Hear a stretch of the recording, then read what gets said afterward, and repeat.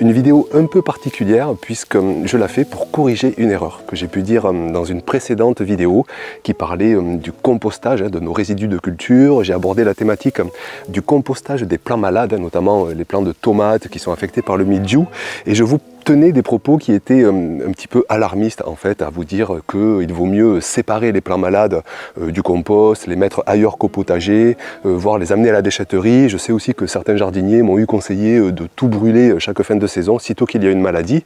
Et vous avez été, mais alors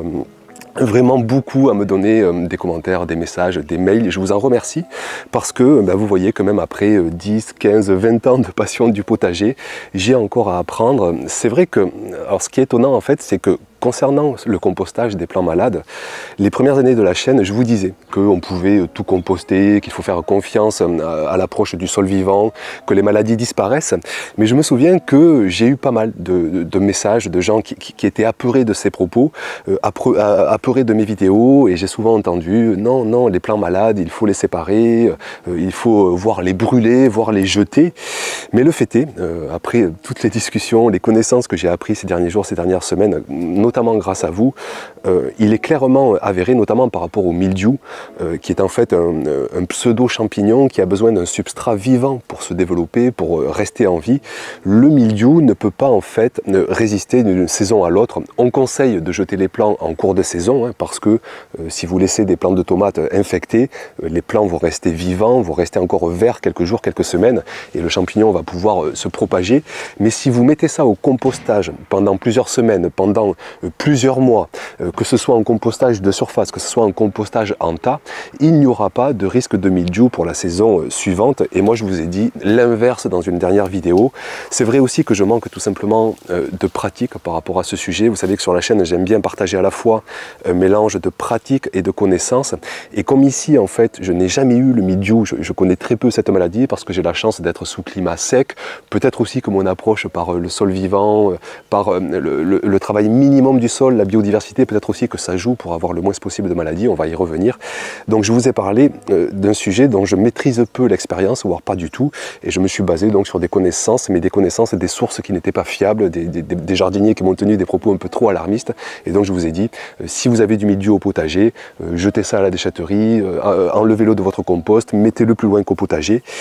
Mais voilà, je corrige cette erreur et je tiens à vous dire donc que si vous avez affaire à des plants infectés, que ce soit le mildiou mais aussi l'odium, on peut parler aussi des bactéries, même certains virus. On est par exemple en octobre, novembre, décembre, janvier, février, mars, on va se servir de ces composts, de ces parcelles qu'au printemps prochain. Eh bien, je peux vous dire que le risque est vraiment quasi nul de composter sur place ces plants malades parce que je vous répète, avec le compostage, avec le temps, avec le froid, avec parfois des périodes sèches, avec le soleil, avec surtout le sol vivant, et ça il faut vraiment en tenir compte, plus on a un sol vivant actif biologiquement, plus cette biologie va détériorer, décomposer, composter, casser les molécules de ces maladies pour en faire au final un beau compost, ce qu'on appelle l'or noir du jardinier, ou tout simplement des minéraux indisponibles parce que l'activité biologique travaille à tout va. Et ça c'est vraiment,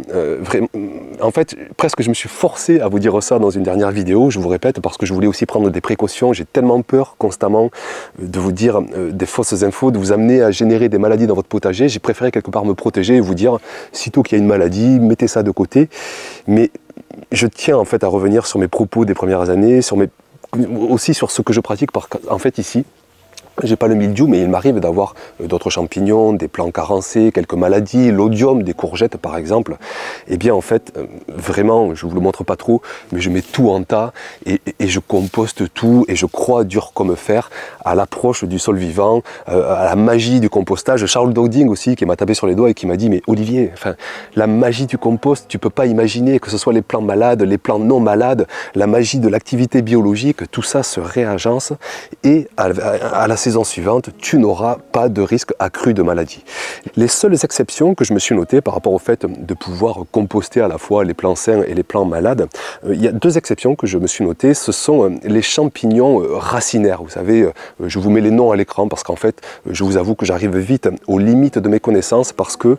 l'approche par les maladies, les diagnostiquer, tout ça m'intéresse très peu depuis 10 ans sur ce dernier potager, depuis 15 ans sur d'autres potagers, depuis 20 ans temps que je me passionne de potager, les maladies m'intéressent très peu parce que je raisonne en amont, je raisonne en prévention, je raisonne par le sol vivant, un peu comme nous, on va raisonner par le fait d'essayer de s'alimenter au mieux, d'avoir une hygiène de vie la plus saine possible pour se prémunir de maladies. Mais ensuite, une fois qu'on peut tomber, hélas, malade, même parfois en respectant toutes les clés de bonne santé, on peut y avoir une fatalité, c'est pareil au potager. Mais là, j'ai envie de dire que mon rôle s'arrête. Moi, je ne suis pas médecin du potager. Il y a des centaines de virus, il y a des centaines de bactéries, il y a des centaines de champignons. Et je ne serai pas capable d'aller voir si un champignon va être racinaire, va s'appeler telle ou telle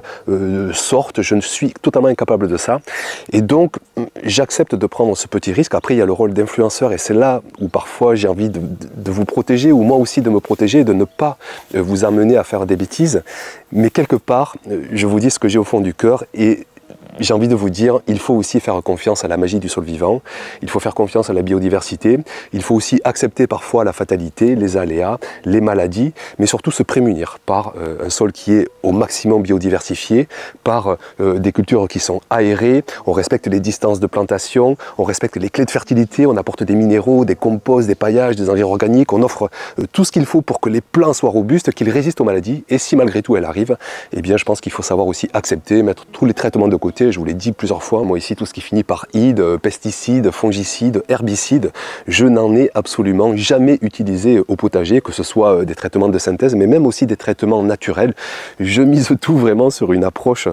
sol vivant, respecter, je vous le répète, les clés de fertilité. Et après, j'accepte aussi, je pense qu'il faut savoir être dans l'acceptation quand on est jardinier amateur. C'est pour ça aussi que je tolère, que je comprends, que j'accepte d'autres pratiques dans des contextes professionnels, dans des contextes où la récolte est un salaire, où la récolte est une nécessité. Et là, on ne peut pas tenir des discours parfois aussi beaux, on pourrait dire, parce que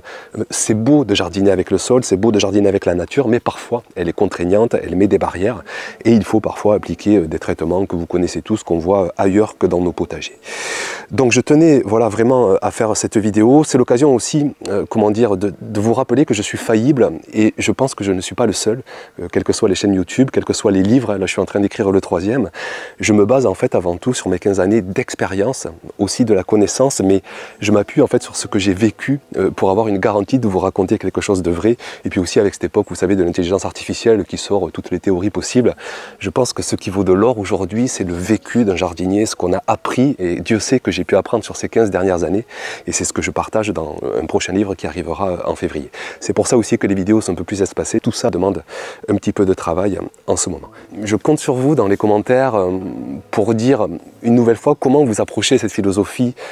des plants malades. Alors je sais, il y a aussi une école où il faut tout aseptiser, où il ne faut pas utiliser de compost, où il ne faut pas utiliser de matière organique, juste des minéraux essentiels. Certainement que dans les commentaires il y en aura, je sais que certains me regardent et détestent l'approche par la matière organique, détestent l'approche par le compost et ne font juste que des perfusions d'engrais minéraux. Ça marche, mais vous devez savoir, si vous regardez la chaîne depuis un moment, que moi ce n'est pas du tout ce que je recherche. Je cherche une approche par le sol, avoir une belle terre, un sol couscous, un sol résilient, un sol qui résiste aux aléas, à la météo, qui stocke du carbone et qui aussi produit de bons légumes, qui nous offre de belles culture. Donc excusez-moi pour cette erreur, j'en suis désolé, elle fait suite à beaucoup de confusion aussi qu'on peut trouver sur internet à propos du mildiou, savoir si on peut composter ou pas, mais j'insiste, je pense vraiment, et les connaissances vont en ce sens, on peut composter des plants malades de mildiou, on ne peut pas les laisser en saison parce qu'un plant de tomate reste encore vivant quelques jours, quelques semaines, et le champignon va se développer, c'est pour ça qu'on conseille de jeter des tailles de mildiou qui sont fraîches pendant la saison, mais pour raisonner à plus long terme, sur 3, 4, 5, 6, 8 mois, là on peut rentrer dans une philosophie de compostage sans aucun risque parce qu'au printemps suivant, il n'y aura plus rien de résiduel de ces maladies. Voilà pour cette vidéo, merci d'être passé par ici et puis à très bientôt pour de prochaines vidéos. Ciao!